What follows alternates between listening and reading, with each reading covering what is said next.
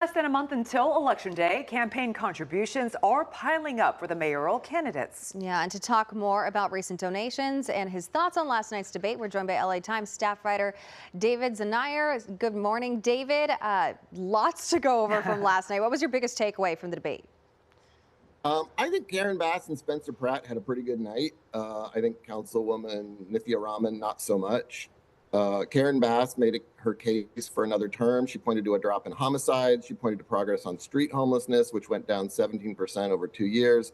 But more importantly, the mayor has had challengers hammering at her for months now. But by the end of the debate, it was actually Nithya Raman who was complaining that she was being ganged up on. She accused Bass and Pratt of working together to attack her.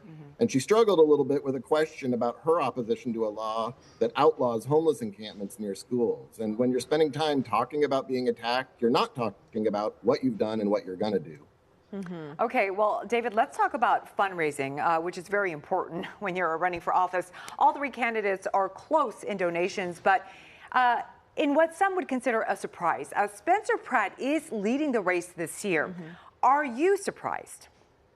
I'm not surprised. He's a relatively new candidate, and I do think that, with fundraising, kind of your first million is the easiest, and the next one gets harder, and the next one gets harder after that. But also, I think he's tapping into a network that is not just in Los Angeles, but across the state and even the nation in terms of sort of wanting to moderate some of the policies here in Los Angeles. But it was very close. He and Nithya Raman were only separated by about $8,000 in the last report. And they're both playing catch up. The mayor, she started fundraising 2 years ago, so she's got a lot more in the bank. Yeah, and Pratt also has a way bigger reach, you would expect. So also, what does all of this say about Pratt's campaign or the race in general that he's currently in the lead? Well, I think he's a real contender to be reckoned with. He is very good at social media, although I think Nithya Raman also is very talented in that regard.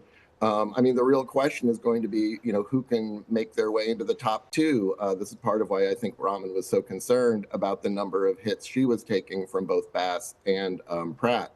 But it's going to be hard because they're raising money $800 at a time. That's like the donation limit. And the folks who are really going to start weighing in over the next 4 weeks are all the special interests who have no limits on the amount they can spend. And that's going to tilt the playing field quite a bit. Yeah, Raman and Pratt certainly have that social media influence, whereas Mayor Bass has name recognition. So more on the fundraising. What kind of impact can fundraising have on a race? Where should candidates be putting their money? Well, the landscape is changing so much. It used to be that television was the only game in town, and now people are really trying to amplify their messages on all sorts of kinds of social media. The other thing is, LA is just so big.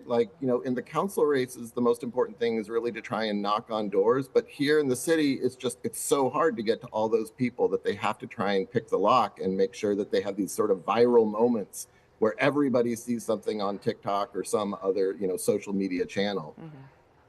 All right, so much that happened last night. Thanks for breaking down some of that for us. And also the fundraising aspect is definitely an interesting topic when it comes to it.